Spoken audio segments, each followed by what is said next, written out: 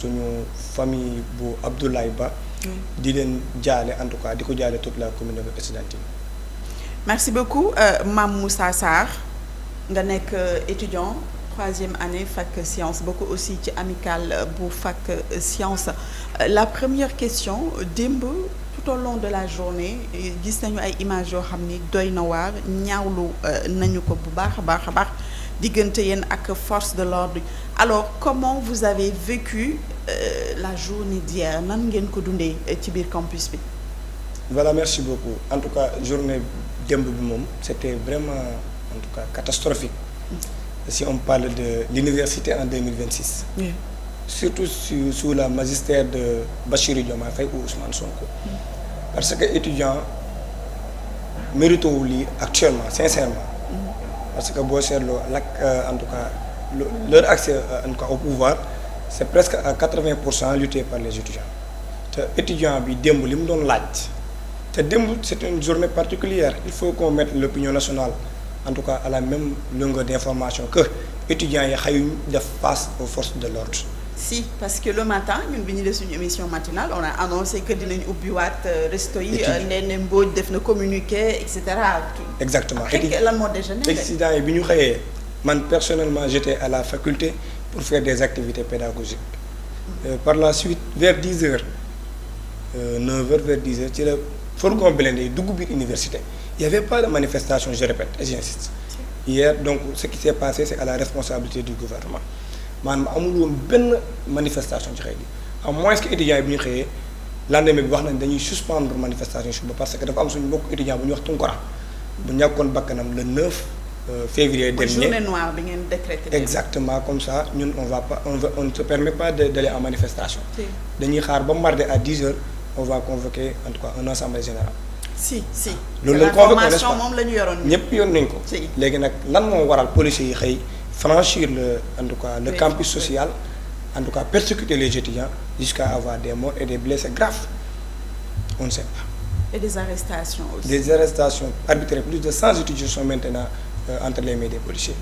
Alors il y a des images ñu gis ay jigéen seen chambre yi seen boo ñu mënee c'est ça regarde ces images qui n'honorent pas le Sénégal qui n'honorent pas aussi daara ju kawe jooju du Université Anta Diop de Dakar qu'est-ce qui s'est passé ci chambre yi lan moo fi xewoon ni plus que ça parce que des policiers devant moi je dis am na policiers yoo xam ne ils ont pris l'initiative de cacher les vitres des fenêtres des chambres des femmes et y mettre des gaz lacrymogènes dans la chambre ce qui est catastrophique alors que vous n'êtes pas sans savoir que 80% des femmes au Sénégal sont asthmatiques. Donc le fait de faire ça je pense que moi je peux le taxer comme l'intention de vouloir en tout cas agresser les femmes. Parce que même dans les chambres d'un garçon en tout cas dans une chambre on ne peut pas se permettre en tout cas d'y mettre un gaz lacrymogène alors que même à l'air libre le gaz fait mal donc on est obligé de les mettre. Hier moi j'étais vers 9h dans le pavillon Q mais il y avait partout ils ont lancé une grenade lacrymogène dans les chambres des filles. Il y avait ils sont asphyxiés beaucoup de femmes étaient asphyxiées alors que il y avait pas assez de soutien te policiers yi ñoo occupé woon en tout cas au début vers les rentrées du service médical. nga xam ne man bu ma jëlee initiative mooy jël étudiant di ko yóbbu service médical man je peux être victime d'une arrestation arbitraire. D'accord lan ngeen def démb lu tax parce que bon étudiant moom ñun ñëpp jaar nañu université quand même ñaari xeex la am ñaari façon yoo xam ni moom lay xeexee soit mu dem front soit mu def ngeen tubaab mi ngi noonu journée sans ticket alors est-ce que démb bi restaurant yu ubbiwee da ngeen a maintenir seen mot d'ordre boobu mooy ñu dem def journée sans ticket.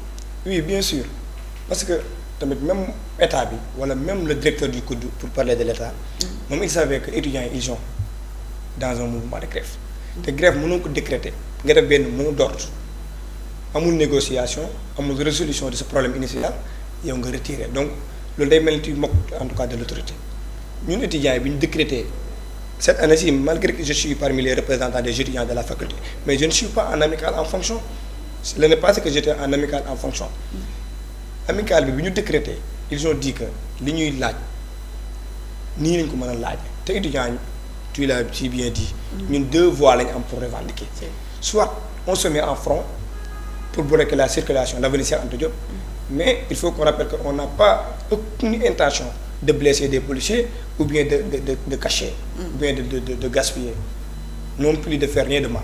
Nous, on bloque la circulation pour dire à la nation sénégalaise et le président et son gouvernement qu'on n'est pas d'accord de ce qui se passe à l'université. Bi ñu xëyee ñu teg en place mouvement de journée sans ticket. Les restaurants à 15 minutes ils ont fermé. Mais est-ce que même si on fait journée sans ticket, la direction ou bien le gouvernement doit fermer les restaurants? On ne doit pas manger. C'est comme si un père de famille qui a mal envers en tout cas ses épouses et ses fils est refusé de donner la dépense. Loolu c'est pas responsable de la part de l'État. D'accord. Qu'est-ce que vous réclamez Mame Moussa loo leen di réclamer? Exactement. Lan ngeen bëgg nguur gi jox leen ko? Exactement. Cette question, parce que l'amicale vient de le dire avec mon grand que je salue de passage, Demba Ka, le président de la faculté des lettres. Il avait dit que l'État parfois il fait des manipulations. Même les étudiants, c'est l'information ou bien la bonne information qui n'est pas passée. On ne réclame pas des retards de bourse. On ne réclame pas des retards de bourse. On réclame des rappels. Rappel, autrement, dans le sens large, je peux dire que rappel, c'est un retard. Mais ce n'est pas un retard comme une mensualité qu'on ne paie pas. Donc, l'année universitaire, vous n'êtes pas sans savoir que l'année universitaire est déréglée depuis les événements de juin. Maintenant, la faculté des sciences que je suis, la majorité de ces départements sont toujours dans l'année 2024-2025, malgré qu'on est en février 2026. Donc, dans le chevauchement, il y a un chevauchement. Léegi étudiants yi dañu doon proposer état bi dafa ñëw bëgg a appliquer ce qu'on appelle une réforme benn décret boo xam ne c'était mis en place depuis le 12 août 2014 j'ai dit en 2014. léegi gouvernement bu ko fi tegoon am na modalité yu mu doon fayee bourse. léegi ñun bi ñu ñëwee ba maintenant état bi dafa jël décision que ni il va appliquer ces réformes mais étudiants yi dañ ni ñun bala ñuy appliquer benn réforme di suspendre la bourse de l'étudiant, il faut qu'on ait un calendrier universitaire réglé et normal. Et dans ce cas, la bourse de l'étudiant ne posera pas problème. Parce que ñun ñëpp xam nañu état lu mu attan ak lu mu attan mais étudiant bi laajul benn privilège. Ce qu'on demande, c'est de payer les rappels de bourse des étudiants. ñoom nee nañu gis nañ ni rappel waruñu ko mën a fay alors que rappel dañ ko war a fay parce que même génération pour égalité sociale. dans cette génération il y a des étudiants yi nga xam ne jot nañ seen rappel ci même génération bi. jot nañ seen rappel même génération bi am étudiants yoo xam ne jotuñu seen rappel donc injustice sociale boobu d'abord étudiants yi dañ koy xeex. suñu demee ba fay nag ñëpp seen rappel ñu jéem a ensemble l'amicale et le gouvernement et l'administration ñu jéem a xool nan la ñuy rétablir le calendrier universitaire ba mën a ubbi octobre tëj juillet sans problème dans ce cas il y aura pas de problème de bourse. D'accord dafa am benn internaute boo xam ne mi ngi ñuy suivre suñu fidèle internaute bu tudd Sadbouli dafa ni il faut aussi que les étudiants revoient leur forme revendicative et en adoptant maintenant des stratégies plus responsables et plus intellectuelles. La violence n'est pas seulement une solution. looy wax ci loolu est-ce que bon bu dee ngénte tubaab moom du violence bien sûr journée sans ticket mais quand même di dem front est-ce que nekkul benn forme de violence boo xam ne war ngeen ko revoir vous les étudiants. D'accord, manifestation revendication dafa am ay formes même le corps qu'on appelle le syndicalisme il y a 3 formes de syndicalisme. On a toujours des révolutionnaires, on a tous des réformistes. Oui. Mais les étudiants privilégient toujours la table de négociation.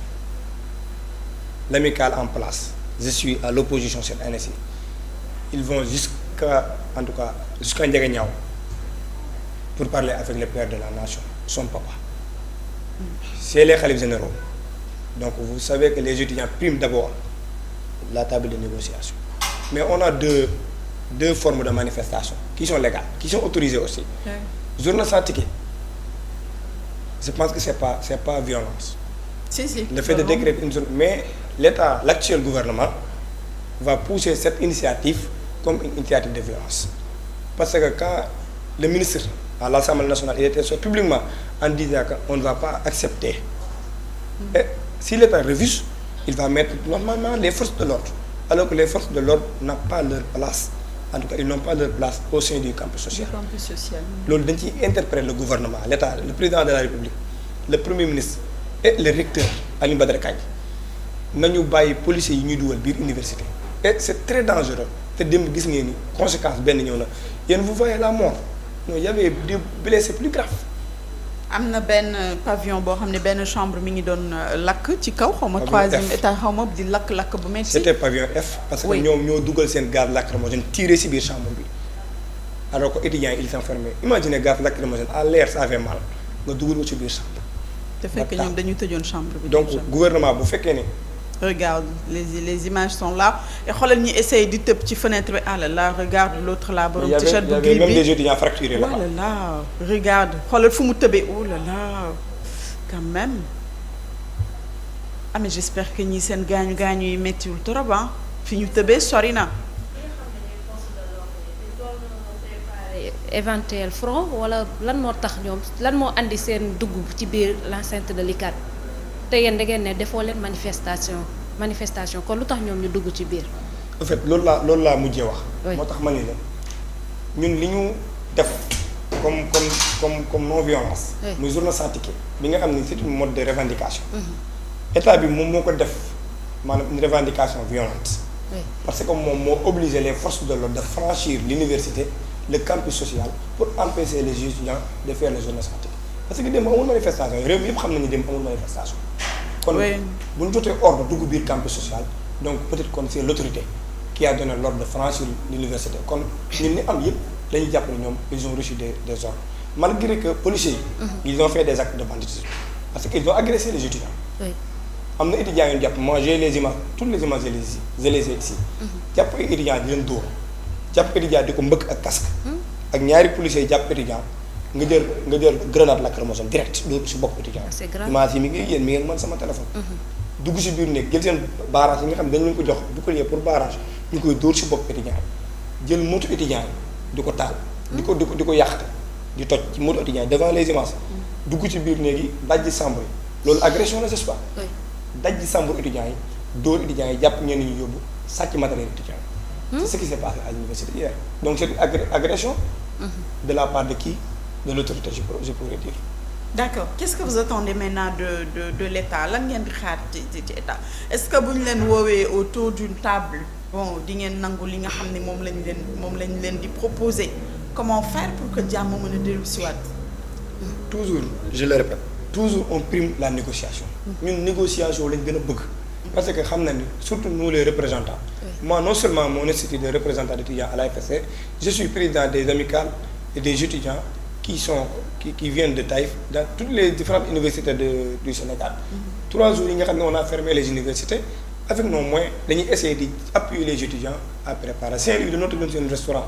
Thiès idem Ziguinchor démb lañu ko tëj idem ñuy def ay efforts pour étudiants yooyu du lekk.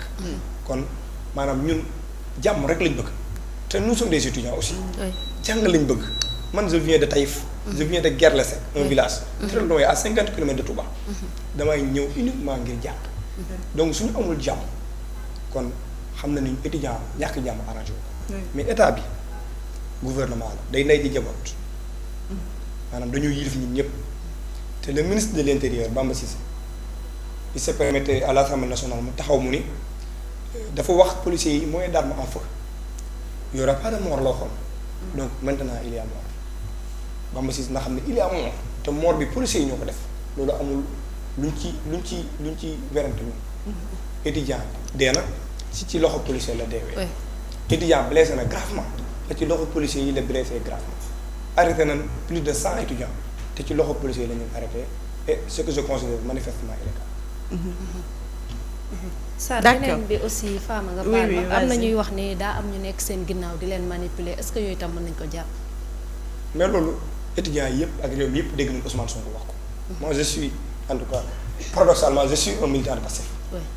mais j'ai pas un statut politicien je suis étudiant syndicaliste représentant d'étudiants. D'accord. donc j'avais caché mon identité de politique jusqu'en 2027 ou 2029. D'accord. te loolu par occasion damay lancer wàlla le gouvernement en place nañu bàyyi toujours bu ñu faloo di politique ba demaat élection réew mi dafa soxla liggéey kon nañu focaliser wu ci le travail Ousmane Sonko nag message bi mu wax peut-être mën na am gis-gisam la du ma ko confirmer du ma ko dëggal du ma ko weddi mais moi personnellement je suis de Pastef amul ku osé ci opposition bu woo ma di ma wax waxu Pastef ñun ni ñuy xeex c'est pas un combat politique. Oui, c'est vrai. C'est un combat estudiantin. Et comment vous avez vécu ces propos, c'est-à-dire bu nekkee ci ay kàddu day xaw a sous-entendre que dafa am ñu nekk seen ginnaaw alors que wax nga ko bon da ngay jàng étudiant nga. li ngeen di revendiquer c'est légitime bu dee nag ci politique Pastef nga féete parti boobu moom mooy sa parti yow foofu nga féete mais pour l'heure étudiant nga li ngeen di xeex c'est légitime ci xeex boobu nga yor amul benn opposition boo xam ne mi ngi nekk sa ginnaaw alors loolu nit bu nekkee dafa yëkkati ay kàddu mu sous-entendre que dafa am ñu nekk seen ginnaaw comment noo leen di dundee lu mel noonu. xam nga même Ousmane Sonko moom daf ko wax. daf ne nous sommes l'État nous avons toutes les informations. man du ma ko défier. mais dama nan ko ñun li ñuy xeex xaaruñ ci apport opposition xaaruñ ci apport pouvoir te étudiants yi amuñu intérêt wu jël xaalis ci biti ci opposition bi di taal université yow un étudiant boo taalee université yow boo toogee ci banc taal ko fooy toogati. ñun amuñu suñu intérêt te démb étudiants yi wane nañ grandeur néeg bi fa tàkk policiers yi ñoo ko taal étudiants yi taaluñu étudiants yi lu ñu def mooy manifester avec calme malgré que ñu ngi dóor. devant moi dóor na ñaari nit lacrymogène ci bët ñu gaañu devant moi. oui. ñu gaañ ay booy.